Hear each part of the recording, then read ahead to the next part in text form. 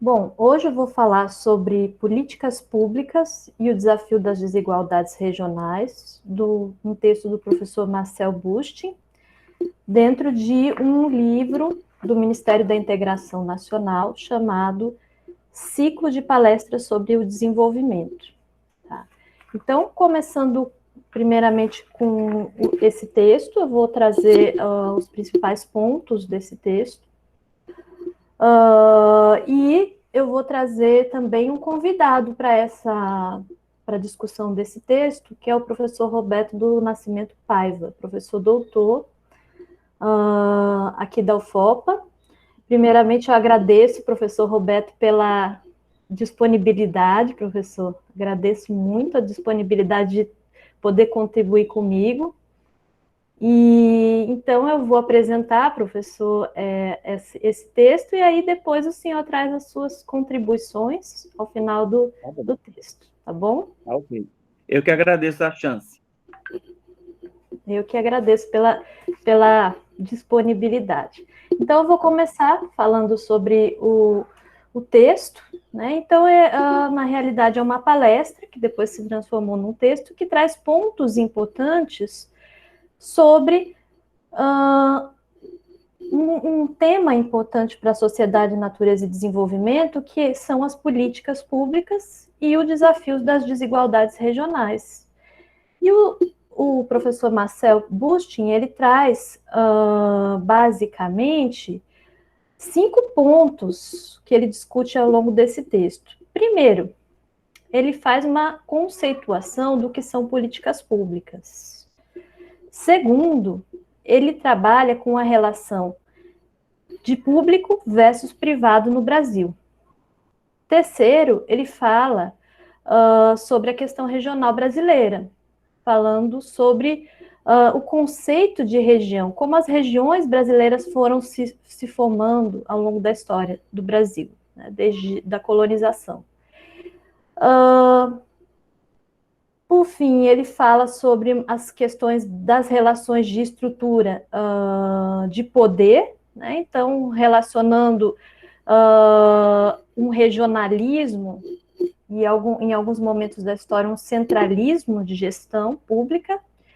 E no final, ele faz uma grande discussão sobre o planejamento do desenvolvimento no Brasil, né? Então, a partir da década de 80, o que foi feito de certo, o que foi feito de errado e para onde a gente pode ir, também discutindo as perspectivas relacionadas à questão do desenvolvimento sustentável.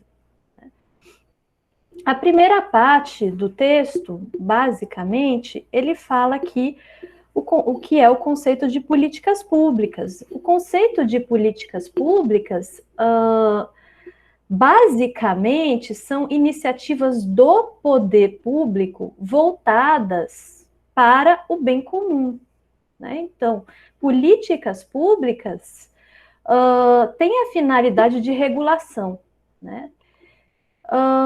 Ou seja, o Estado, ele regula uma sociedade, né? E para ele realizar essa regulação, ele está acima da sociedade, ele está acima do mercado, ele está acima da sociedade, e é ele que está fazendo essa regulação desses grupos sociais que estão na sociedade. Ele está, vamos dizer, num nível hierarquicamente acima da sociedade, né? Então, ele faz uma desconstrução entre o que são políticas públicas e o que são ações sociais de interesse público. Políticas públicas são ações de regulação feitas pelo Estado. Ações sociais de interesse público são algumas ações realizadas por algumas instituições, como instituições de caridade, organizações não governamentais, que têm, sim, um objetivo de melhora de uma coletividade, mas é feito por um grupo social, né? É feito pela sociedade civil organizada, vamos dizer assim, né? Ou por uma empresa. Não é feita pelo poder público, né? Então, tem uma diferença muito grande entre o que é uma política pública que é feita pelo Estado, e uma ação social, que é feita pela sociedade, né? Então, qual é a diferença, né? A diferença é que o Estado, ele tem uma amplitude, né? Ele consegue trabalhar de uma forma mais generalizada por uma sociedade como um todo, né? Pela sociedade inteira, pela sociedade como um todo. E uma ação social, ela é localizada numa determinada região, né? Então, é importante colocar também que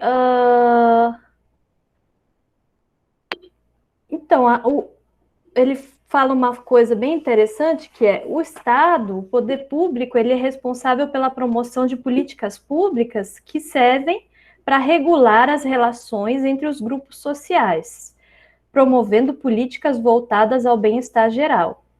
E muitas vezes isso passa pelo sacrifício de interesses individuais.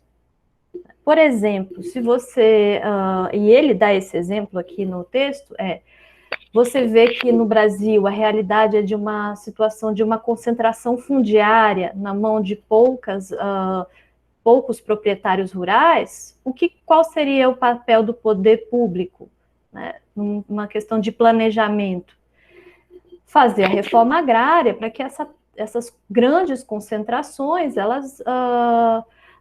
mais pessoas tivessem acesso à terra, né? Então você não teria o quê? Exclusão social no campo, você não teria uma série de problemas que são decorrentes de uma concentração fundiária na mão de poucas pessoas. E quem é que faria isso? O Estado. Ele iria agradar algum grupo ou outro grupo? Não, ele ia pensar num projeto de sociedade que pudesse fazer a inclusão de mais pessoas no campo, né? Então, é esse o sentido do Estado, né? Ele tem que estar acima para que ele possa tomar decisões norteadas por uma estratégia de desenvolvimento em relação a um determinado tema, né? E outra coisa, né? O Estado, uma outra coisa importante que ele fala é que o Estado não pode renunciar às suas prerrogativas de ente maior na promoção e na regulação, né? Então, pelo menos regulamentando as ações de interesse público quando elas não são implementadas pelo próprio Estado, sob o risco de cairmos ao segundo ponto, que é uma privatização da coisa pública, né? Então, esse é um ponto importante para se colocar, que é o papel do Estado, que não pode ser eximido para outro grupo social, porque senão o que acontece? A gente não vai ficar sendo comandado ou tendo essa direção de um ente que pensa no bem público, que pensa na coletividade, e sim num ente que pensa no interesse individual, né? Que pensa no interesse de um grupo, né? Então, aí a gente fica na mão de grupos de interesse, né? Então, ele não consegue fazer, ele pode delegar para outro fazer, mas ele tem que regular, ele tem que controlar, né, a forma como esse outro faz, né? Ele tem que regulamentar isso, né? Então, ele tem que fazer, ele tem que regular, mesmo que ele não faça, ele tem que regular, né? Bom, aí entra no segundo ponto do texto dele, que é justamente a história do Brasil. A história do Brasil, ela é uma história que revela uma grande promiscuidade das relações entre o público e o privado, típico de sociedades patrimonialistas, né? Que tem uma herança muito grande de feudalismos em que o público e o privado se misturam. Ou seja, no caso brasileiro, né? Quem é o senhor de engenho, que é o dono de uma fazenda de cana-de-açúcar, é ele que é quem gere uma instituição política, né? E aí, a hegemonia política desse senhor de engenho está relacionada à hegemonia econômica, né? Então, ele detém esse poder econômico e político, né? Então, você tem uma confusão, e isso continua até hoje, muito grande entre essa dotação patrimonial, né? Então, você tem uma confusão entre quem tem poder, quem econômico, e quem tem poder político, né? Então, ele fala um pouco da questão da colonização brasileira, da própria colonização brasileira, que o professor Roberto depois vai esmiuçar um pouquinho mais, mas esse arranjo, né, que é fácil de ser organizado por uma colônia brasileira, né? Então eles tinham, era muito mais, entre aspas, barato você ter os senhores de engenho fazendo essa gestão política do que trazer pessoas especializadas na questão política para controlar melhor o país e tudo mais. Então, essa questão da colonização e da forma como ela foi feita também foi uma forma barata de manter o território brasileiro desde o início da formação dele. E como ele disse, foi um arranjo extemporâneo, mas relativamente eficiente, né? Só que com isso, e ao longo da história, a gente tem a criação de poderes locais fortíssimos, né, que marcam a nossa sociedade até hoje, né? Então, a gente tem hoje uma sociedade brasileira que reproduz em grande medida, um nepotismo, ou seja, o que é o nepotismo, né? Então, você trazer pessoas da sua própria família para trabalhar junto com você numa instituição pública, né? É muito comum isso. A confusão entre público e privado, então, ou seja, corrupção, eu acho que é um bom exemplo disso, tomar para si, né? Levar para si algo que é público, né? Que é por exemplo, os impostos, né, que você coleta de um município, você leva para si e não distribui isso para a população, né? Então, essa confusão entre público e privado, cara de pau política, né, muito ligada à questão, principalmente nas eleições, a gente vê muita cara de pau política, a gente vê, por exemplo, essa questão da compra de votos, né, que isso, para mim, é o cúmulo do absurdo, de você ter realmente momentos em que as pessoas pagam você para você votar nela, né, sem nenhum projeto de sociedade, de melhoria de alguma coisa, pensando que uma pessoa que vai entrar na gestão pública, ela está ali representando uma sociedade, um município, um estado, né, então ela tem que fazer algumas coisas que são importantes, né. Então, é um pouco dessas questões da confusão entre o público e o privado, e também uma super representação de, vamos dizer, entre aspas, de senhores da terra modernos, né, que a gente tem hoje, no Congresso Nacional. Então, a gente tem, por exemplo, uma super representação de uma bancada ruralista, a gente tem representações fortíssimas relacionadas aos empresários e tudo mais, sendo que são setores brasileiros que representam uma parte da população, e não a coletividade. E aqui acaba que no próprio Congresso você tem grupos disputando questões voltadas apenas para o interesse próprio, né, e não de uma coletividade, né? Então, ele termina essa parte falando que a história das políticas regionais brasileiras está diretamente associada a uma história de apropriação privada por interesses privados de ações do poder público, né? Então, como é que ficam as regiões? As regiões estão um pouco condicionadas a essas apropriações, né? Essas elites locais, né, das ações do poder público. E aí ele entra na terceira parte do texto falando sobre a questão regional brasileira, né? Então, a gente tem no Brasil um país que tem uma característica muito diferente de outros países, que é um país formado por várias ilhas. São ilhas brasileiras, ilhas econômico-políticas, que se mantiveram unidas, mesmo depois da independência, né? Então, e estão ligadas aos ciclos temporais, né? Então, a gente tem primeiro a chegada dos portugueses no Brasil, com a extração do pau-brasil, né? Depois, nós temos um primeiro ciclo de desenvolvimento econômico, daí isso a gente pode chamar realmente de ciclo, que é o ciclo da cana-de-açúcar, que aconteceu no Nordeste, né? E aí surgiu a primeira estrutura de classes no Brasil, que era uma estrutura com escravos, senhores de engenho, né? Poucos assalariados, a igreja, né? Que foi legitimadora de todo esse processo, né? E aí, você tem, então, o desenvolvimento de uma primeira região brasileira. A gente tem depois o ciclo, e aí a gente observa também que a capital brasileira era em Salvador, né, na região Nordeste. Então, esse vínculo entre o econômico e o político.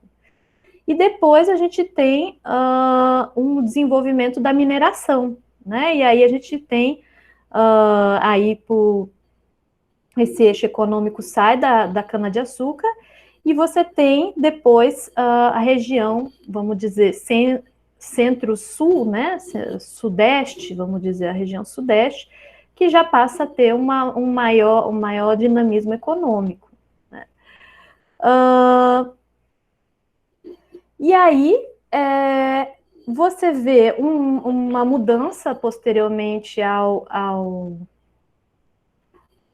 questão uma mudança na capital brasileira, vai para lá, para o Sudeste, vai lá para o Rio de Janeiro, né, e continua essa relação entre uma hegemonia econômica e uma hegemonia política, né. E depois você passa a ter um outro, vamos dizer, desenvolvimento econômico ligado ao ciclo do café, né. Então, basicamente, a gente tem o desenvolvimento das regiões ligados muito a esses ciclos de desenvolvimento que aconteceram no país, tá?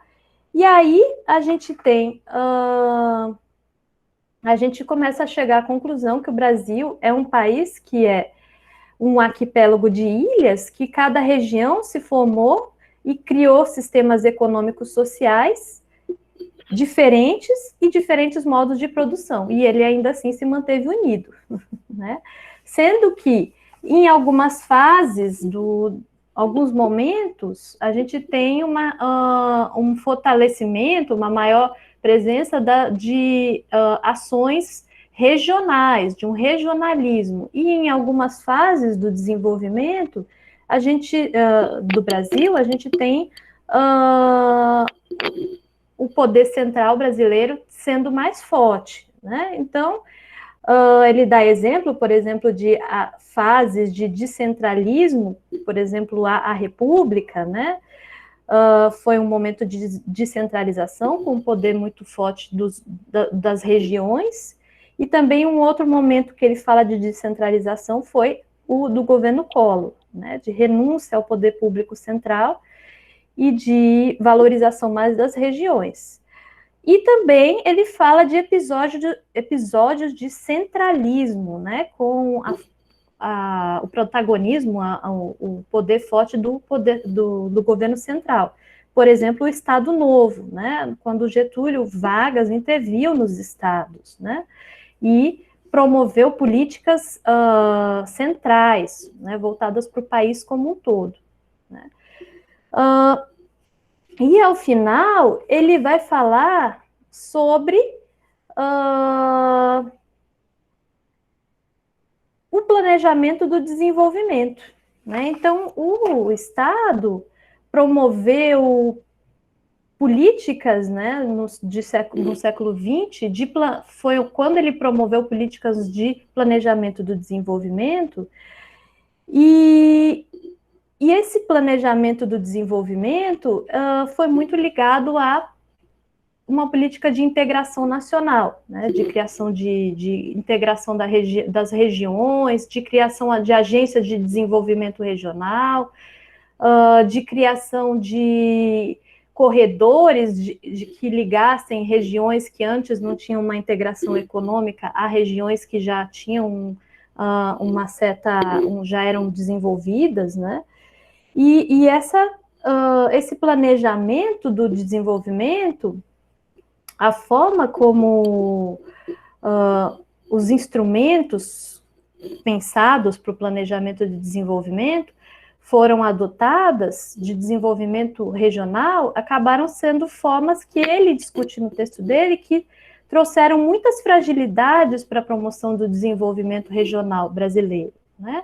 Ele mesmo coloca que as frentes de colonização se tornaram um desastre total, a Transamazônica não funcionou, a construção de um complexo estabelecimento de povoados na Amazônia foi ineficaz, né? Porque atraía-se uma empresa para se instalar no Nordeste, na Amazônia, concedia-se a essa empresa um número X de anos de isenção fiscal e sempre tinha que prorrogar esses X de anos, porque a empresa dizia que se tivesse que pagar imposto, não ficaria mais ali, né? Então, esses mecanismos todos de promoção de desenvolvimento, que aconteceram mais a partir do século XX, foram mecanismos... por quê, né? Por que deu errado, né? Por que esses mecanismos acabaram não tendo uma boa repercussão, né? Que pecado que a gente cometeu ao empreender essas políticas, né? E aí a grande discussão dele é que a gente criou uma economia para fora das regiões, né? Então você criou uma integração de desenvolvimento para promover desenvolvimento para uma região, mas esse desenvolvimento ele não era para ficar na região, ele era para entrar na região e extrair os recursos naturais, a riqueza natural que tinha ali, e mandar para outros lugares. Então, faltou esse planejamento de desenvolvimento direcionado para a própria sociedade que receberia esses projetos, né? Então, foi sempre um desenvolvimento voltado para fora, né? Então, foi essa a grande questão que ele coloca, né? Que a gente acabou se tornando refém do nosso próprio modelo de desenvolvimento, com todos esses desafios a serem repensados. E, ao final, ele fala, então, agora vamos pensar em um projeto nacional. Que Brasil, o que a gente quer? O que a gente quer para a nossa vida, né? Então, essa é a questão de um Brasil que vai explorar os seus potenciais de vocações econômicas, né? Por exemplo, a questão da biodiversidade, ou é um Brasil que vai continuar exportando matéria-prima, né? Então, são esses grandes eixos, e por isso que ele coloca o papel do Estado, porque é o Estado que tem essa perspectiva de pensar num planejamento a longo prazo. Então, eu finalizo a minha parte, a minha gravação, né? E eu convido o professor Roberto para me ajudar nessa reflexão, um pouco dessas coisas que eu acabei pontuando no texto do professor Marcel Busti. Marcel Busti, né?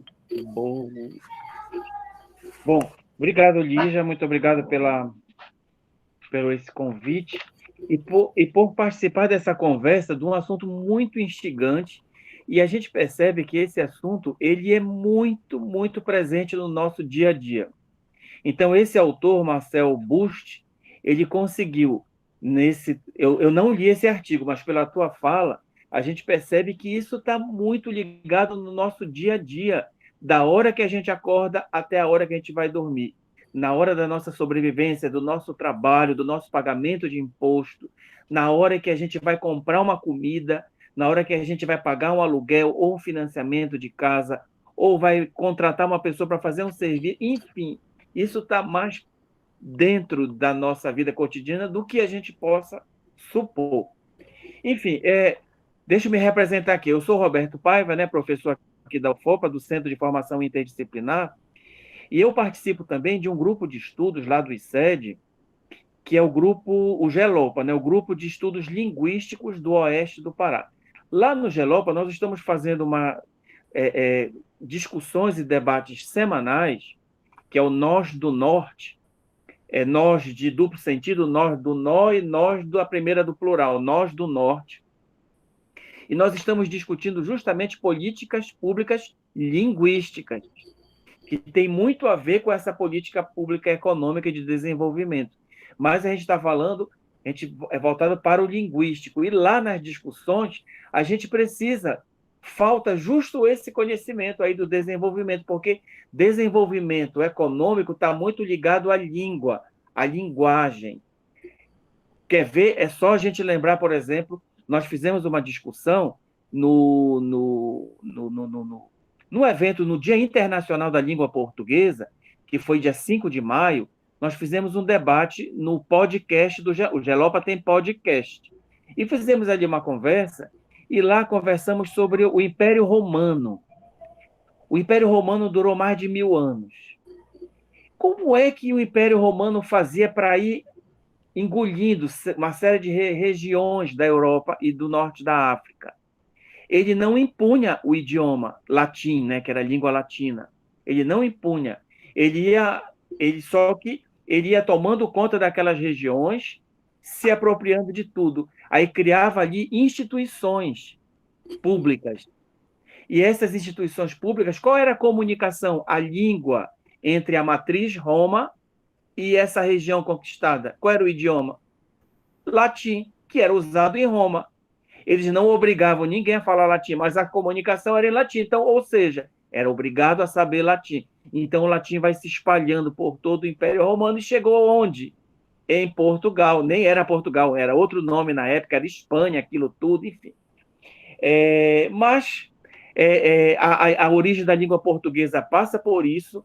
Eu estou falando isso porque a origem dessa política de desenvolvimento que é usada no Brasil, ela vem daí, desse Império Romano, a partir dessa noção de idioma que eu estava falando aqui, porque foi movimentando uma mentalidade do português, que era aquele espanhol, ali na Península, misturado com os árabes, por isso que deu português, a gente não fala espanhol, a gente fala português, porque misturou latim, árabe e espanhol e deu um mingau. Esse mingau gerou português, que é essa língua aqui que a gente está falando. E aí essa gente foi criando aquele sumo, aquele supra-sumo cultural, aquele lodo, era um lodo cultural ali em Portugal, chegou 1500, eles vieram, essa gente veio toda para cá, encontraram uma cultura milenar indígena, que já estava aqui há pelo menos uns 4.000 anos antes de Cristo. O curso de antropologia da UFOPA prova isso. Tem mais de 4.000 anos de presença indígena aqui no Brasil, né? Principalmente aqui na Amazônia.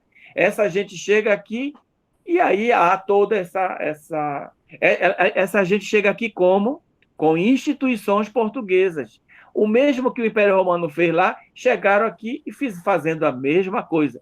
Instituições públicas chegando, dividindo terras. Quem é que vai tomar conta da terra do Grão-Pará, que era Maranhão, Pará, Amapá e Amazonas, né? Quem? Tem que colocar um intendente, tem que colocar alguém para tomar conta. Quem vai ser da nosso grupo que vai tomar conta lá? E você que é desse grupo vai fazer o seu com a sua família, com os seus amigos. Então, as instituições brasileiras que fazem as leis, conforme o autor, o Marcel Busch, coloca, ela nasce dessa mentalidade de nosso grupo, a gente é da elite, a gente vai junto, então a gente vai tomando conta das Seis Marias, não sei se vocês lembram das Seis Marias, as capitanias hereditárias, olha o nome, capitania hereditária. Então, o nepotismo ele já está institucionalizado no nosso DNA há muito tempo, desde o Império Romano, está no sangue. O nepotismo, agora que a gente está tentando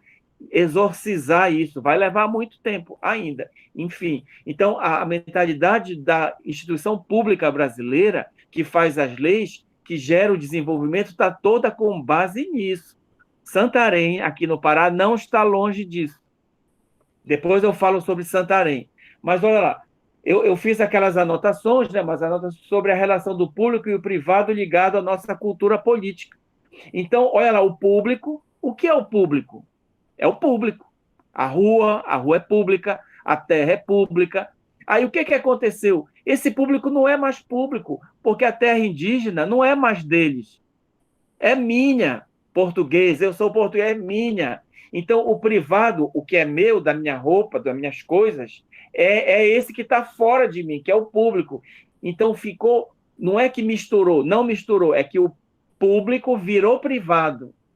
O privado não virou público, mas o público é meu, dessa oligarquia, desses pequenos grupos. Então, eu estou falando de mentalidade. 1.500, ainda estou em 1.500 quando essa gente chega. A Igreja Católica chega aqui também com a mesma mentalidade, porque a Igreja cresceu da mesma fórmula, na mesma operação estratégica militar, desde o século VII, século VIII, que a Igreja, quando Constantino no Império Romano fundou o cristianismo, o catolicismo como língua oficial, o cristianismo foi se espalhando pela Europa. Então aí chegam os jesuítas com a mesma mentalidade romana, a mesma mentalidade militar, que é a mesma mentalidade da portuguesa que veio para cá.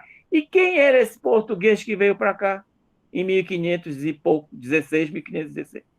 Não era o nobre, eram aqueles comerciantes, era aquela ralé, digamos assim, aquela ralé alta, não era ralé baixa, era uma ralé alta, porque vocês sabem que Portugal tinha uma estrutura social monárquica, ou seja, tem hierarquias, é o rei e a rainha, os seus filhos são o príncipe, e quem não era na linha de sucessão era infante.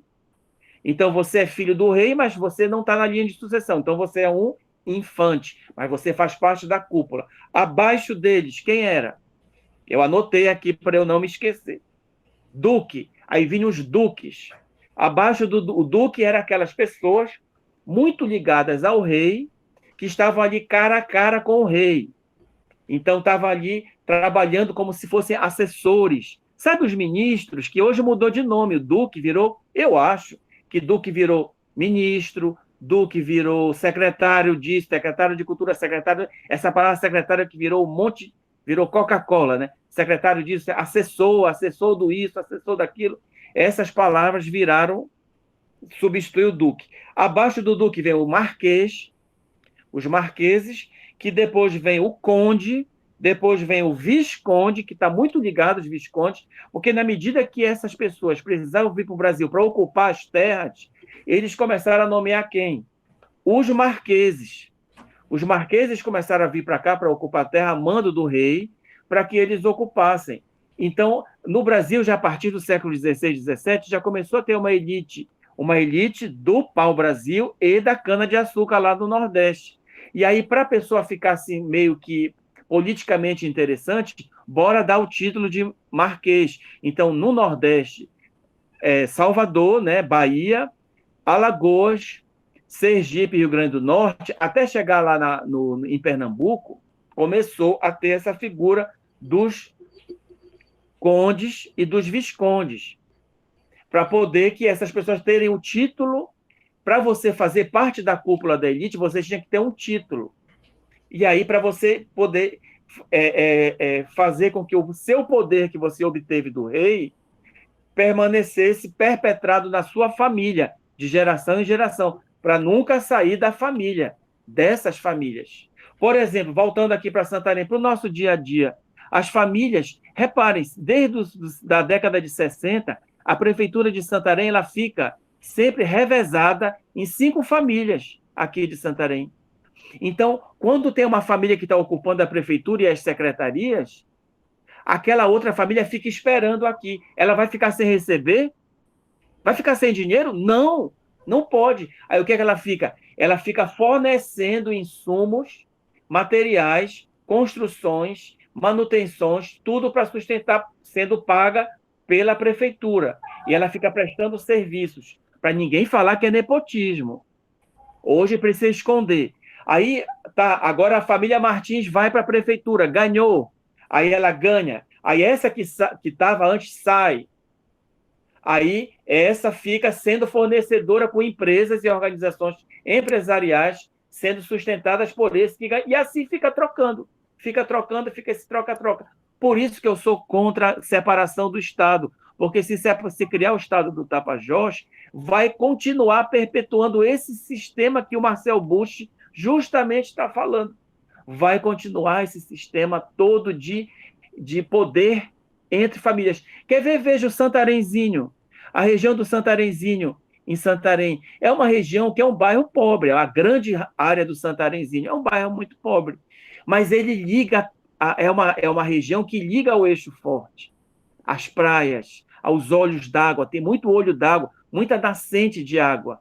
Então, Santarenzinho é uma área muito interessante. Logo, logo, toda essa população pobre vai sair dali. Se dividir o Estado, se criar uma relação de Estado com todas aquelas oligarquias aqui, essa gente vai sair. Vê o Maracanã, Joá e Elcione Barbalho. Maracanã, Elcione Barbalho e Joá. Liga todo com a praia. Essa gente vai ter que sair daí. Porque os lotes, os condomínios de luxo, enfim, é uma região muito bonita. Então, essa gente vai para onde? Aí já está tudo planejado. BR-163 para lá. Vão para BR-163 para lá, que as periferias vão para lá. Curuaúna e BR-163. Mais para frente, Curuaúna e BR-163, elas vão se unir. Então, esses bairros periféricos vão... Então, o pobre vai ser sempre enxotado e essas famílias oligárquicas políticas vão sempre se ocupando. Quer ver? Reparem, tem famílias aqui que dão nome a hospital, que dão nome a algumas escolas. Eu nem sei se eu posso falar o nome das famílias, mas está lá no hospital municipal o nome dessa família. Está lá nos laboratórios de clínicas o nome da outra família. E aí, essas famílias que nunca assumiram prefeitura, mas elas estão aqui, na ilharga, né? Na ilharga desse poder, para usufruir sempre. Então, eles nunca ficam sem emprego. Então, são grupos familiares que oligárquicos, igual isso que eu falei da monarquia. Eu acho que a monarquia nem acabou. Ela ainda existe, porque não tem mais duque, marquês, rei, barão, o barão de Santarém. O barão, eu nem falei do barão, o barão é o mais ralé, o barão é o último, barão do café. Lembra se vocês já foram nas fazendas de café lá do Rio de Janeiro e do Espírito Santo, são fazendas poderosíssimas, que estavam na mão dos barões. E o barão, na hierarquia, é o mais ralé. Aquelas fazendas suntuosíssimas, que algumas ainda existem em São Paulo e no Rio de Janeiro, era de barão, ou seja, ralé. A gente não tem ideia do poder dos de cima, que está tudo escondido até hoje, garantindo a sobrevivência dessas famílias e dessas oligarquias, até hoje, tudo escondido ali, em algumas instituições de financeiras, bancos, família Calmon de Sá, lá do Salvador, família Calmon de Sá, riquíssima, dona de banco. O Bradesco comprou o Banco Real, que era deles, mas eles, em compensação, difundiram o sistema financeiro deles para a Europa, para a Ásia e para a África. Então, são famílias riquíssimas. Família Calmon de Sá, a família Sarney, a família de Pernambuco, que eu já me esqueci o nome, são todos dentro do sistema financeiro bancário. Quando eu falo bancário, a gente fala crédito, poupança, cheque especial, cartão de crédito, financiamento de compra de produtos de consumo, financiamento de insumos, BNDES, tudo isso está na mão de decisão dessas famílias baronesas. Eu acho que nem são barões, eles estão acima, porque a família Calmon de Sá de Salvador, é que eu mais pude estudar, eles estão na base de marqueses e duques. Eles estão ligados à família monárquica portuguesa até hoje. Então, a gente percebe que essas relações monárquicas, eles têm uma linguagem. É aí que eu queria chegar lá no linguística, lá do nosso estudo. Eles têm uma linguagem. A política pública ela tem uma linguagem. O nível intelectual... Primeiro, qual era o nível intelectual dos portugueses que vieram para cá? A gente sabe que a Inglaterra tinha uma forte inserção em Portugal. Não tem aquele negócio para inglês ver, que a gente tem algumas expressões. Então, a Inglaterra tinha um poderio sobre Portugal, que era a cultura monárquica. A cultura monárquica inglesa é tão forte que até hoje está lá, Elizabeth, aquela coisa toda da família real inglesa. Então, essa gente da família real inglesa tem uma fortíssima relação com a família real portuguesa. troca-troca de comércio e de dinheiro mesmo, e de acordos financeiros, até hoje, isso. Tem um banco Espírito Santo, o Banco do Espírito Santo, lá em Portugal, que é uma rede bancária muito forte, praticamente ela é inglesa, da família Espírito Santo. Então, as pessoas que têm esse sobrenome no Brasil, Espírito Santo, alguns são descendentes desses Espírito Santo, lá de Portugal, que tem uma relação de duque e de viscondismo, lá de duqueses, da Inglaterra. Tem títulos nobiliários, nobiliárquicos, portugueses e ingleses. Aqui no Pará tem muita gente que é barão, que tem, porque você ganhava o título de barão e você tinha o baronato. A minha família tem um baronato, ainda tem isso, que é uma parte suja da minha família, e isso a gente deixou para lá. Agora tem uma nova geração da minha família que está querendo reativar o baronato junto à Casa Monárquica de Petrópolis, lá do Rio de Janeiro. Então, eu estou achando um absurdo isso, porque isso fede. Eu fico muito revoltado com essa coisa. Mas, enfim, então essa elite colonizadora, empreendedora inglesa, desbravadora a qualquer preço, porque o inglês é assim, a mentalidade inglesa, ela é desbravadora de terras de qualquer maneira, custe o que custar.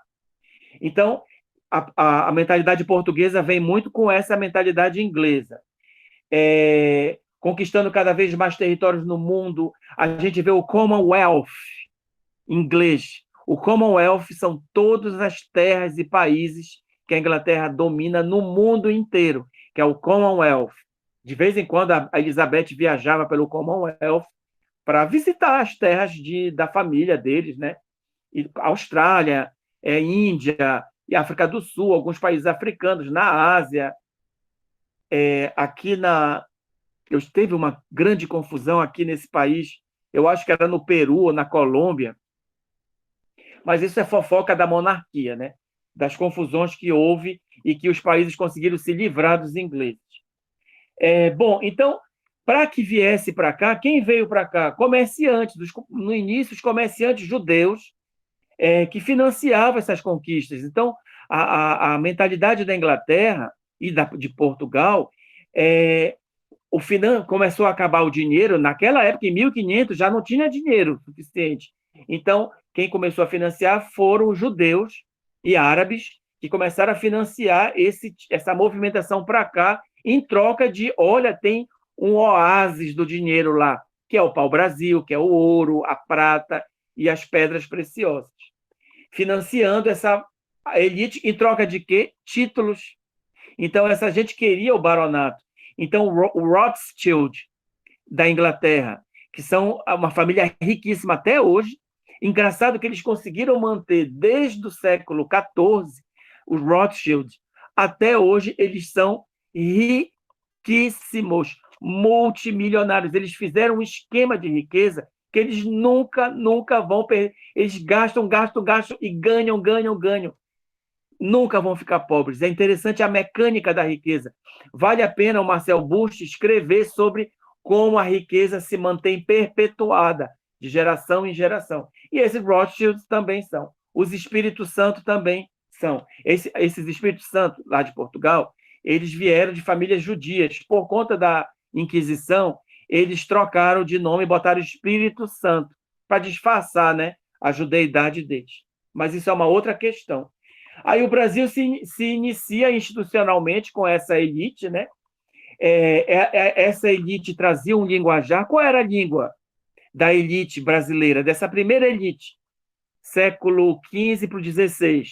Era o português de Portugal, que começou, eles são ricos, então a gente tem a tendência a reproduzir, porque já tinha aqui aqueles mamelucos, os mamelucos já tinha aquela geração de índio com branco, os portugueses primeiros que vieram, começaram a vir para cá os ladrões, os presidiários, os doentes, os sifilíticos, os que tinham doenças venéreas. Então, a imundície toda de Portugal, da Ilha da Madeira, que era tipo o presídio de Portugal, vieram para cá, para o Pará e para Santa Catarina.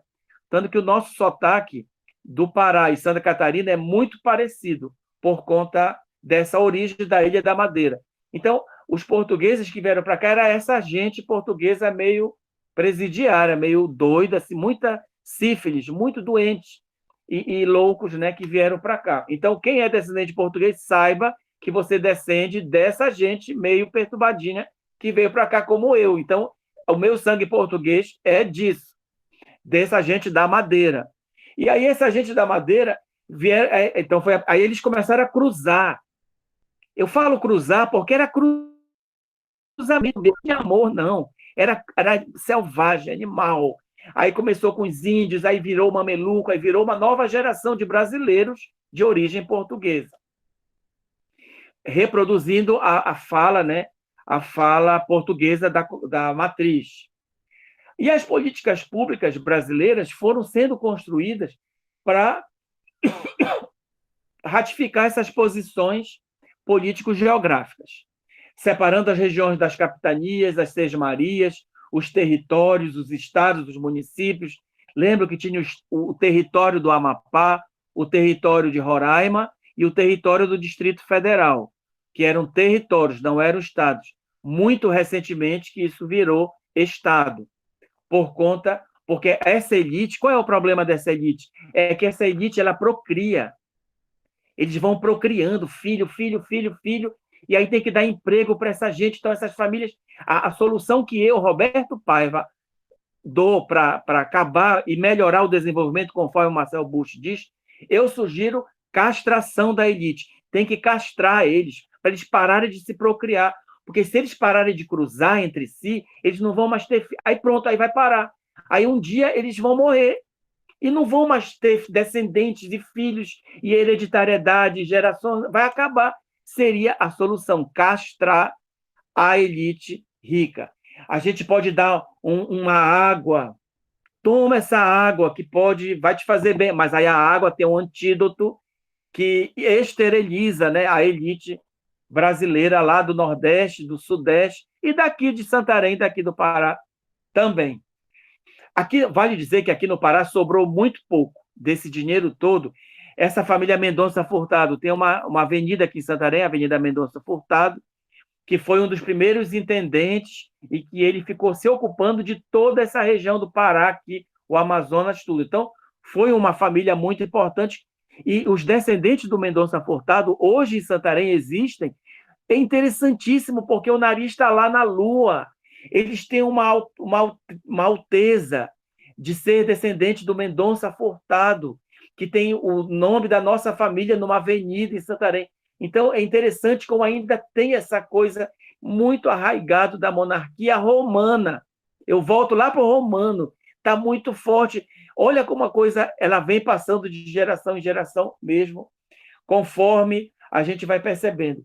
Então, quanto mais correta e assertiva era a linguagem oral dessa gente, mais dinheiro tinha. Então, quanto mais correta era a sua língua, você falasse corretamente a língua portuguesa, era mais superior, né, a sua hierarquia social. Quanto mais familiar, vulgar e comum fosse a sua forma de falar, maior era o número de pessoas e menos dinheiro você tinha. Então, quando misturava o quê? Como é que aí diluía a língua portuguesa? Misturava com algumas palavras indígenas, tupinambá, caripunas, pariquis, enfim, palavras indígenas começavam a se misturar na língua portuguesa, e isso deixava você à margem. Você era popular, você era do povo, então você não pode penetrar em determinados núcleos sociais que não têm essa infiltração indígena e africana. Porque a escravidão, aliás, a escravidão é um outro capítulo que a gente sempre precisa estudar, porque foi a escravidão que financiou tudo isso que o Marcel Busch disse. É a escravidão que bancou, que financiou a família Calmon de Sá, milionária, a família Safra, judia, que mora no Principado de Mônaco até hoje. E isso quem financiou foi o sangue, o suor e a lágrima dos negros que vieram para cá. Eles é que bancaram e financiaram, e essa gente, essas famílias usufruem até hoje do suor do negro que veio para cá. E de outros grupos sociais, os italianos miseráveis, húngaros, poloneses, depois da Segunda Guerra Mundial, ficaram na miséria, que vieram para cá também foram escravos. Um pouco maquiada essa situação, mas isso precisa pesquisar mais. Os historiadores estão pesquisando e percebem que o pessoal lá do Rio Grande do Sul, Santa Catarina, Paraná e São Paulo, essa gente italiana que foi para lá, também foram escravizados e sustentaram esse sistema também.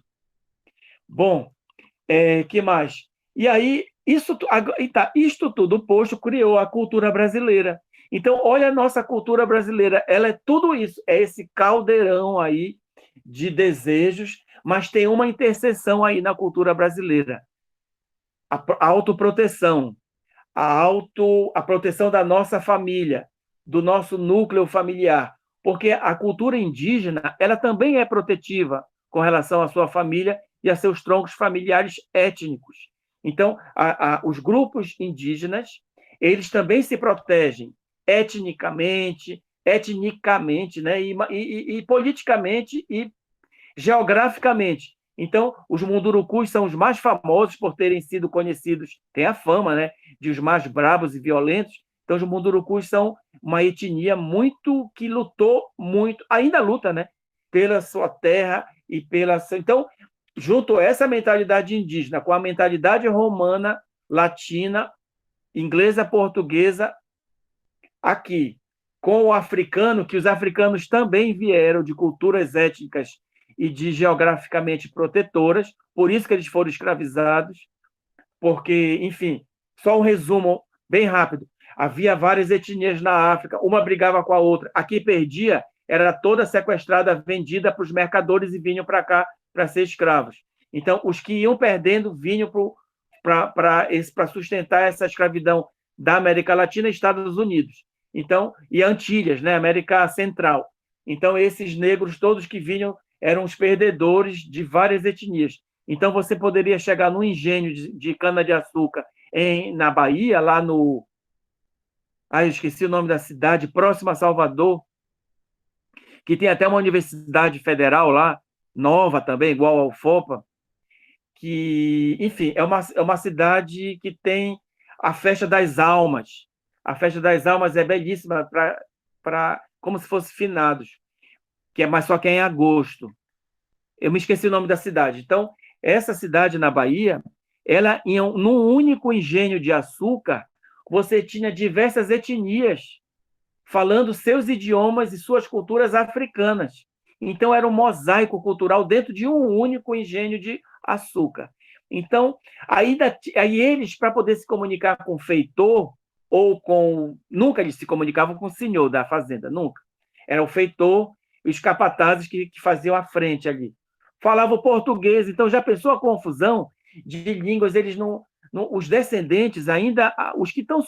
Tem pouquíssimos sobreviventes, falam muito disso, que o descendente de escravo, que hoje tem 100 anos, ele fala, minha avó, o homem tem 100 anos, a minha avó escrava, ela falava angolano, mas era um angolano rural, da região da Angola, de onde ela veio, cuja etnia foi vilipendiada, e toda a cidade, uma cidade inteira, é sequestrada, levada para a costa de Angola, para o porto, e ali naquele lugar que é famosíssimo, que tem lá em Angola até hoje, que é muito triste, eles eram jogados nos navios negreiros e eram enviados e vendidos pelos franceses. Vale dizer que eram os franceses que vendiam e os portugueses compravam e mandavam para cá. Para o dinheiro chegar para aqueles baronatos, os franceses pegavam a maior parte. Sobrava para os portugueses uma parte, que sobrava para os... ia passando. Isso é uma outra questão histórica que a França usufruiu muito do dinheiro escravo, né? Enfim, então, essa elite... Só que quem era que mandava na elite aqui? Como é que você reconhecia alguém da elite? Pela forma como ela falava, o português de Portugal. Conforme a sua... Até a minha infância em Belém, se você falasse com brasileiro, como um brasileiro, você não era da elite. Você tinha que falar com um leve sotaque português de Portugal. Então, a elite paraense, do início do século até a década de 70, ela tinha que falar com sotaque português para ela mostrar que ela era de uma elite, da elite, sabe assim, do baronato, do visconde, do conde, dessa mentalidade que essa elite vai tendo. E isso foi... Aí, quem é que está criando as políticas públicas linguísticas? O MEC. Aí você vê essa elite que se junta ali no MEC, ministro da Cultura, que cria as políticas públicas linguísticas de educação, que vai passando para baixo para todo mundo estudar conforme eles acham que seja. Eu falo eles, mas tanto a professora Lígia quanto eu e todos nós somos governo. Quer nós queiramos ou não, nós somos elite governamental, porque nós trabalhamos para o governo federal e somos da educação. Então, nós somos também legisladores e também podemos trabalhar políticas públicas de desenvolvimento econômico e linguístico também. Então, nós temos esse poder. Então, nós podemos modificar. Nós conseguimos aqui bolsa produtividade, uma bolsa de ajuda de custo para os indígenas, graças a um IBR. Foi um IBR que os alunos fizeram em 2011, que fizeram uma pesquisa, como é que os alunos indígenas estão vivendo aqui? Quais são as maiores dificuldades? O resultado dessa pesquisa toda na UFOPA gerou um documento que foi para o MEC e provou, e o governo e o MEC passou a mandar a bolsa de R$ 900 para os indígenas. A UFOPA dá 400 e o MEC 900. E os indígenas e os quilombolas usufruíram também, passaram a ter essa bolsa. Então, a gente percebe que a gente, como instituição, a gente pode voltar para cima e depois devolve para baixo uma política pública de suporte. A saúde, educação e a infraestrutura de cidades, transporte, a infraestrutura, transporte está no meio, né? Com esses investimentos precários todos que a gente vê, a gente percebe que isso é o que sobra, mas somos nós, no caso nós da educação, mas a gente tem, nós, população trabalhadora, nós temos como criar políticas públicas em prol do nosso bem coletivo. Aí é que vem o problema. O povo coletivo, vamos nos ajudar, vamos ter uma vida legal. Só que o povo vem da onde? Daquela mentalidade daquele português que vem do romano, da minha família. Como é? Farinha pouca, meu pirão primeiro. Não tem isso? Parece alguma coisa assim? Farinha pouca, meu pirão primeiro. Então, assim, a mentalidade do brasileiro hoje é o quê? Do núcleo familiar. Me ajuda. Por exemplo, aqui em Santarém, em 2013, 2014, eu patrocinei time de vôlei. E o grupo precisava treinar. Aí vamos atrás de uma quadra para eles treinarem para os campeonatos. Aí no bairro ali da Avenida Tapajós, acho que é a aldeia ali, tem uma quadra. Vamos usar a quadra. A quadra está lá, é pública, não é pública, da prefeitura, é pública, vamos usar a quadra. Aí conseguiram, estava queimada a luz, conseguiram lá os holofotes. Quando eles começaram a treinar, veio uma senhora, ei, tem que pagar. Pagar? Mas é público. Não, mas tem que pagar. Quanto é que paga? Era lá um dinheiro. Quem é a senhora? A senhora morava lá na frente. Olha a mentalidade dela. A prefeitura da gestão da década de 70, que foi do avô da Maria do Carmo, do seu Martins, que ele, para salvaguardar o poderio de algumas famílias, ele foi, não é doando a palavra, não é essa, porque doação vem em posse, não é bem isso, mas concedeu, deu uma concessão a algumas famílias de determinadas áreas da cidade para ela usufruir. A prefeitura constrói a obra pública e ela pode usufruir de um dinheiro.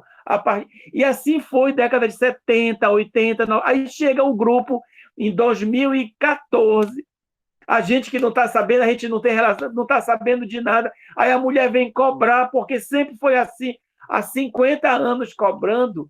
Olha a mentalidade do público e do privado. Olha, o público é o privado, a quadra é dela. E aí eles tiveram que pagar, porque ela ia chamar a polícia. Ela chamou a polícia. Aí, na época, o secretário de esporte, Bendelac, eu sei que o sobrenome dele é Bendelac, Aí ele interviu, e aí, graças a ele acalmou a mulher, não cobrou nada de ninguém, porque é público, ele ratificou isso, que é público, ajeitou, a Secretaria de Infraestrutura ajeitou os holofotes, limpou a área, botou um boxe de PM lá para garantir a segurança do pessoal, e os meninos puderam treinar numa boa, os campeonatos foram acontecendo, e foi muito bom, porque todos os times se reuniram ali, criou-se um grande campeonato, e gerou benefícios políticos e visibilidade para a prefeitura, enfim, foi tudo bom. Consertamos, sem querer, só que nós cortamos a relação do dinheiro daquela família.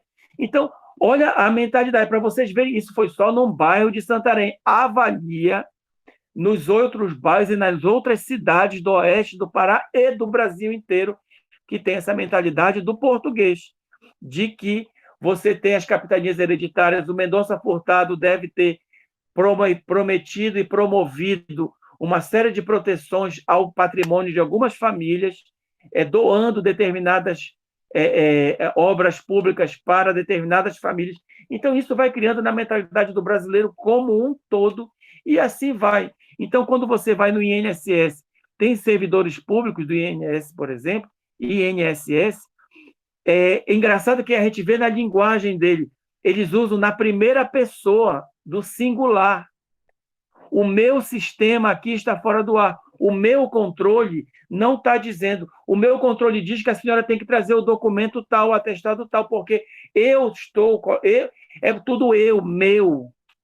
Então, a gente percebe a apropriação do bem público para o privado do funcionário público. Então, isso é muito comum lá no Sudeste, porque eu morei no Sudeste muitos anos, na capital de São Paulo, e muito a gente tem que lidar com o serviço público de prefeitura, e é a mesma coisa. Então, Santarém e São Paulo, capital, Santarém, não tem diferença nenhuma. Todos nós somos brasileiros, estamos dentro de uma grande cultura brasileira, e que, na minha opinião, é formada por isso e tem o elemento de interseção disso tudinho, que é a linguagem, a língua, o idioma. No Sudeste, o sotaque do Nordeste, no Sudeste, é inferior. Você é um subcidadão se você fala nordestino em São Paulo, principalmente baiano, se você tem um sotaque baiano. Então, vem no BBB a Juliette, no BBB, que ganhou o BBB, falando com sotaque bem de João Pessoa mesmo, bem arrastado, do Cariri, não, nem é Cariri, é lá da área de Pernambuco, porque Cariri é no Ceará. Ela trouxe à tona essa discussão de que o prestígio é o sotaque de São Paulo e o Rio de Janeiro, principalmente. E aí vem o sotaque, aí vem os prestígios. Então, se você até hoje funciona assim, a gente não precisa mais falar com o sotaque de Portugal, porque o prestígio mudou, transferiu-se para a Globo, disse isso, veiculou uma propaganda de que o prestígio é o sotaque do William Bonner e da Fátima Bernardes. Esse é o português padrão do Brasil, é assim que tem que falar o português brasileiro para homogeneizar tudo. Enfim, a política pública tem a obsessão pelo homogêneo e as instituições comunitárias, a grande massa quer diversidade. A elite e a política odeia a diversidade, porque é difícil, eu entendo, é difícil para lidar. A diversidade, ela lida com essa multiplicidade toda. E aí é que está o nosso dever como servidor público. A gente tem que transformar o diverso em algo democrático, que apareça tudo. E as instituições públicas só vão garantindo a nossa sobrevivência alimentar, a nossa saúde, a nossa moradia e o nosso transporte.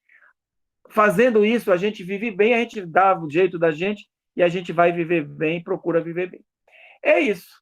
Eu espero ter contribuído. Isso foi o que me suscitou do texto do Marcel Busch e dessa abordagem econômica. Assim, só para fechar, quando eu falei do crédito, né, das políticas econômicas, eu sempre brinco com os alunos que quem inventou o cartão de crédito foi o demônio, Lúcifer, que inventou o cartão de crédito, porque ele te dá ilusão.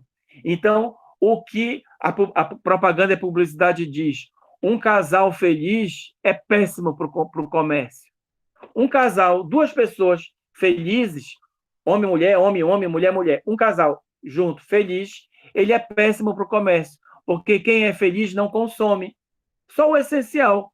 O casal infeliz precisa viajar para tirar foto, precisa comprar carro novo, casa nova, consumir, consumir para mostrar uma felicidade que não existe.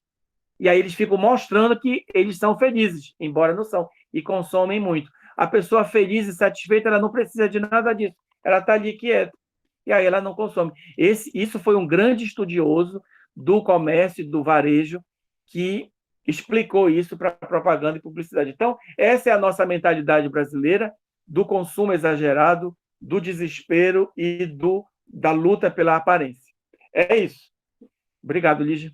Alguma questão aí?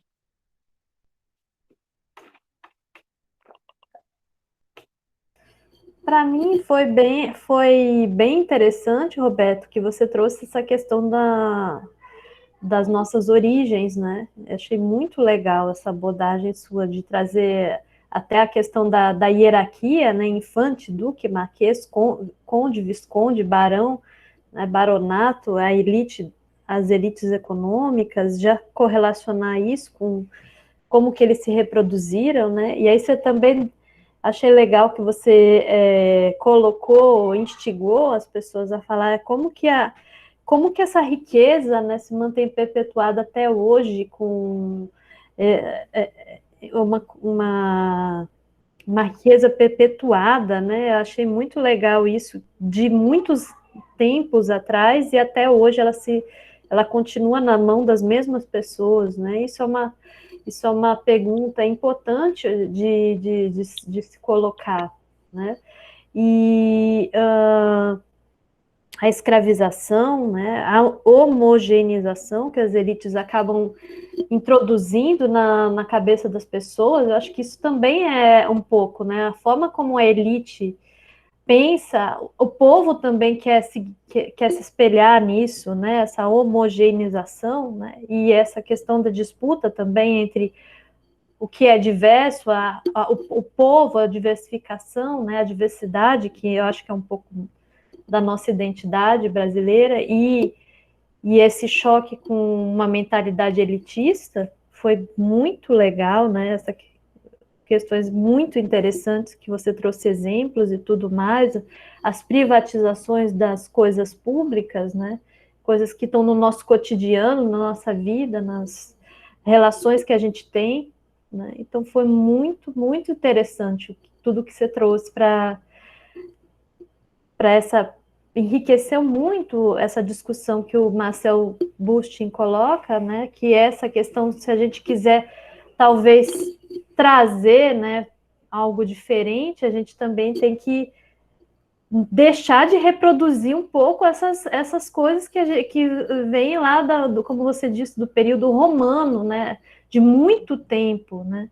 Então, a gente se deparar com essa nossa história e já é um passo, né, para a gente ver que para ser feito diferente a gente tem que sair disso, né, tem que transcender desse ciclo, né, de um ciclo que é um ciclo muito, acaba que é um ciclo muito ruim, né, muito feio, porque deixa muita pobreza, deixa muita gente de lado, né, porque um grupo autoprotetor, ele acaba sendo explora uma população, exclui toda uma população, né? E a gente fica condicionado a ser regiões subdesenvolvidas em detrimento de grupos que estão mantendo esse poder há muito tempo, né?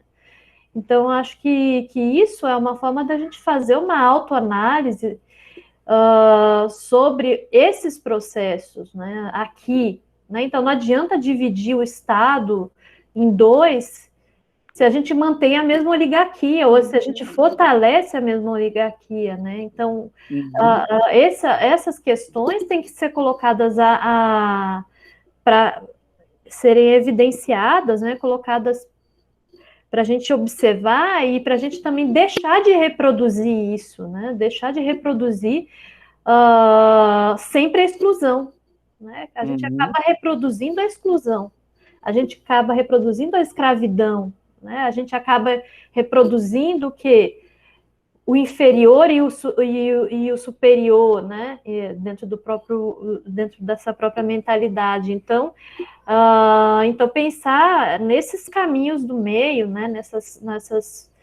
Em políticas, achei muito legal eu não sabia dessa questão do IBR, que eles tornou política pública, virou bolsa, né? Então é isso, né? Um papel realmente da gente conversar e avaliar essas questões e incluir esses espaços que são super disputados na elite, né? Nas elites, incluir grupos que não conseguem ter voz nisso, né? Que não conseguem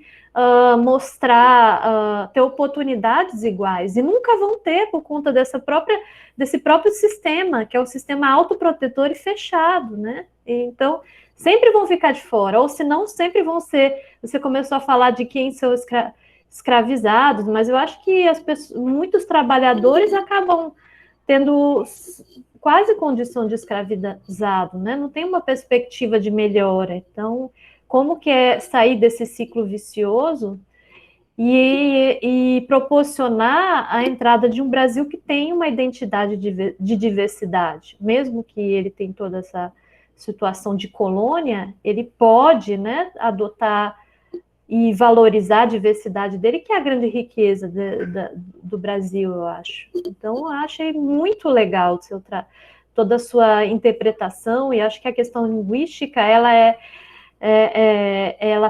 interdisciplinar, ela traz a história, ela traz a geografia, ela traz a economia, é muito legal com esse fio condutor, a gente ter uma perspectiva tão interessante da onde a gente veio, né? Da onde a gente veio.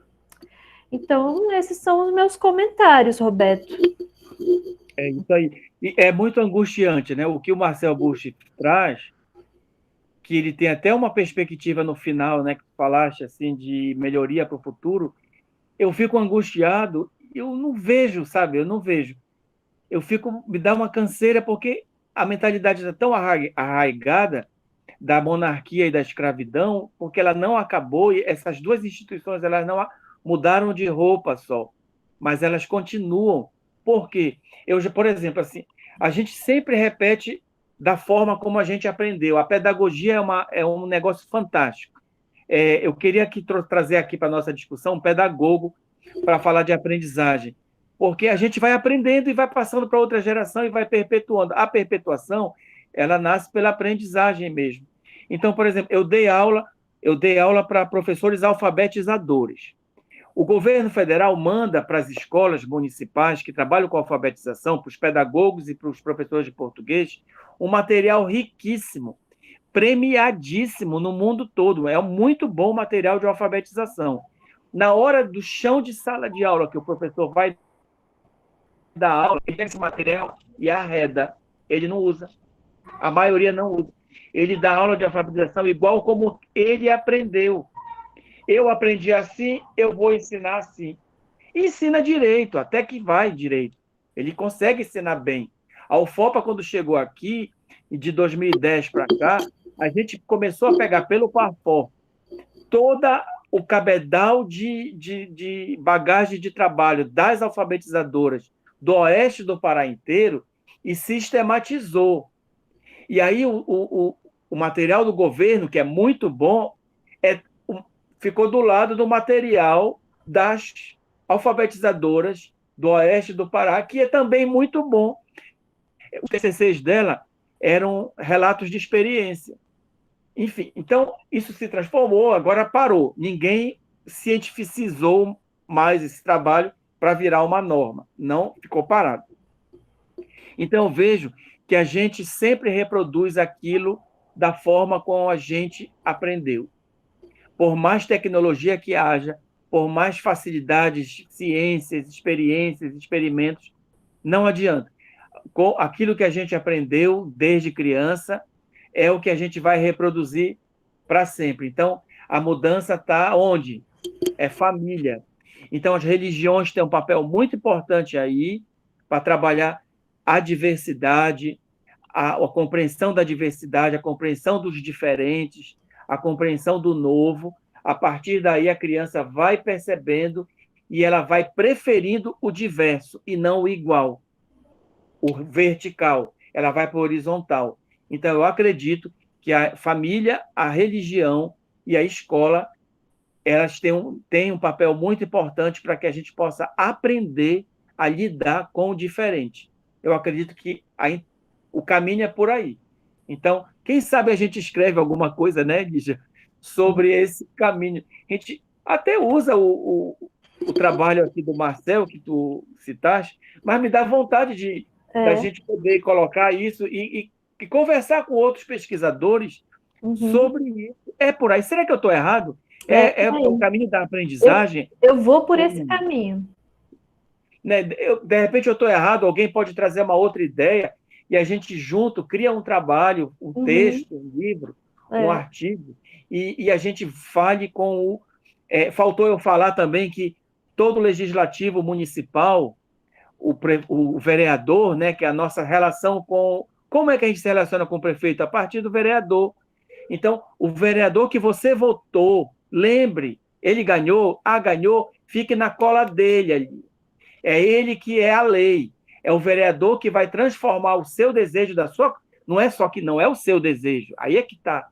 Eu não consigo sair da minha casa quando chove porque alaga tudo. Não, não é que você não consegue. A sua rua inteira, a sua comunidade não consegue sair de casa quando chove. Então você vai lá em nome da sua comunidade. Vereador, a gente está com problema, é só ajeitar bem ali em cima na rua que vai parar de alagar. Eu estou aqui, vou ficar aqui, vou para a sua reunião. Crie um projeto de lei que todas as ruas que são inclinadas assim terão que passar por uma macrodrenagem. Então, cria uma lei. Aí, quando é que o senhor vai para a reunião? Vou estar aqui na reunião, nossa corrente vai ficar ali olhando pelo vidro para cobrar. Então, aí o vereador vai criar uma lei. Então, é o vereador. Ou então é o deputado estadual, deputado federal, enfim. Então, essa política partidária, ela tem caminhos que você pode transformar isso em benefício da comunidade e do coletivo. O problema é que a mentalidade lá de baixo, a nossa, é meu, é a minha casa, a minha rua, tudo é meu, né? Aí fica difícil. Aí o que eu jogo para fora da minha casa já não importa mais, né? Se está atrapalhando o outro ou não faz diferença, né? Porque o meu limite vai até aqui. Saiu daqui, acabou, né? Então, aí, sem ter esse senso de coletividade, muda pouco. Tá bom, Roberto. Assim, só para fechar, não existe o outro. O outro não existe. Existe o outro, sou eu.